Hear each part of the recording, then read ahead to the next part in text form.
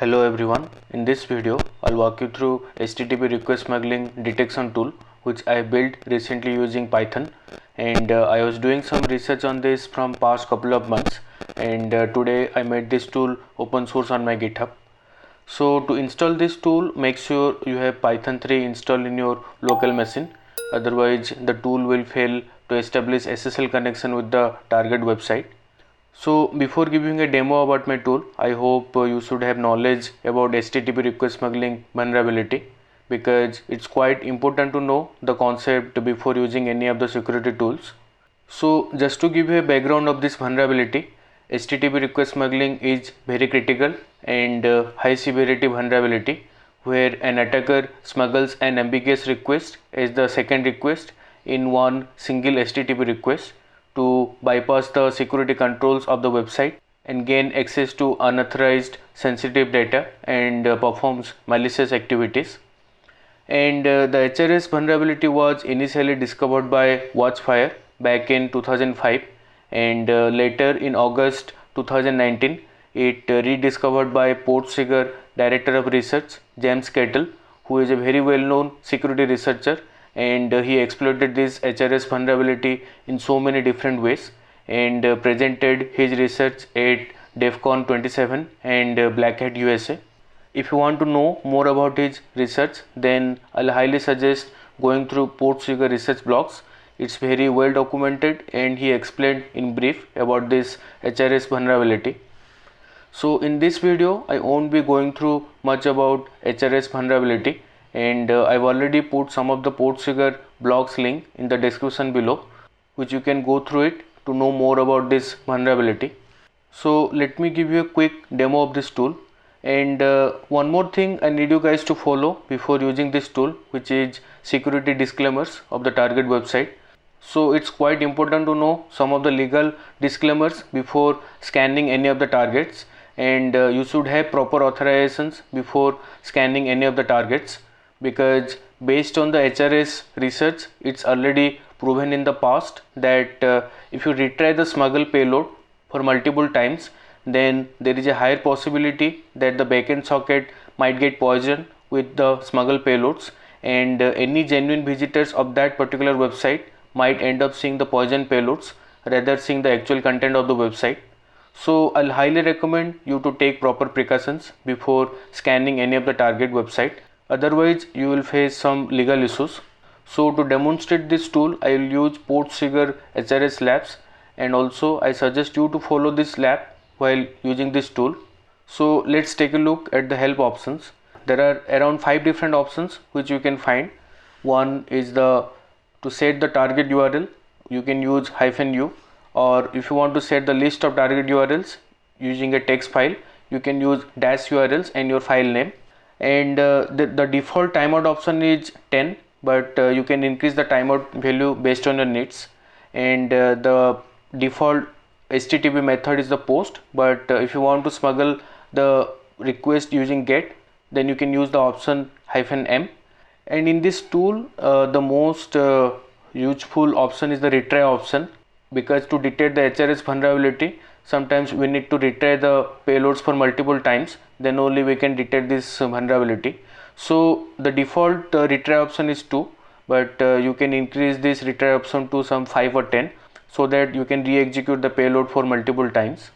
And as per the HRS detection logic, to smuggle a request you need to use different sets of permutes, and these permutes are mostly to trick the backend or front-end servers to forwards the transfer encoding and content length header, so that our smuggle request will be successful. And by following the same HRS concept, I have created a payloads.json file where you can find around 37 different sets of permutes with the detection payloads for CLT and TECL. And if you feel it needs to update, then you can update this file for the changes. So to scan a target you need to write a command python3 smuggle.py -u and the target website. So in this demo the target website is Portseeker CLTE lab. So if you hit enter, then it will start the scan. And one thing you can observe is that the payloads are applying for 2 times. It's because the default retry count is set to 2, which means the same payload will be applied for 2 times.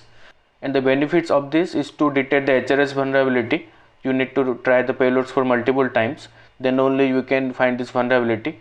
And always it's completely based on the target website's system design, so it's better to re-execute the payloads for multiple times. And now as you can see, I've got few possible HRS vulnerability, and as soon as it found the vulnerability, then it will generate one report inside the project directory, which you can refer later to confirm the vulnerability, because this tool only made for detection.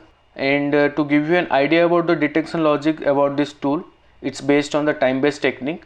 You send a smuggle request and wait for the application response, and if the response time is greater than the timeout value, it might be possible that the target website might be vulnerable to HTTP request smuggling. And the implementation of detection logic is based on the port trigger research by James Cattell, which you can also go through it later to know more about it. But there is always a possibility that the detection might be false positive, and the time-based techniques are not always quite accurate. So after the detection, you can play with Bobsuit Turbo Intruder using your own script to confirm the vulnerability.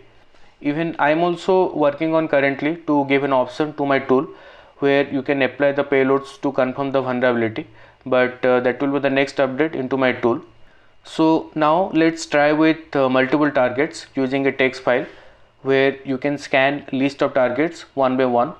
So I have this text file called urls.txt, and there are two different targets which I will scan. Now the commands to this: python3 smuggle.py -urls and urls.txt, which is the file name. And now here I will try retrieve with 1, so it won't apply the payloads for multiple times. So -r space 1 and enter. So you can observe it pick the first target and apply the payloads for one single time, and as soon as scanning of the first target will finish, then immediately it will start with the next target. So as you can see, it started with the second target. So you can use this tool and let me know how it's working for you. And if you feel the detection payloads needs to change to detect this vulnerability more accurately, then you can refer to the payloads.json file which I've explained earlier, and update the payloads in the detection array for both CLTE and TECL. So I hope you will find it useful, my HRS detection tool. If you find any issues in the code or have any suggestions for improvement, then feel free to raise an issue in my GitHub. I'll be happy to check it out. So that's it for today's video. If you like today's video, then give a like and please do subscribe to my channel. I'll see you guys in my next video. Thank you for watching.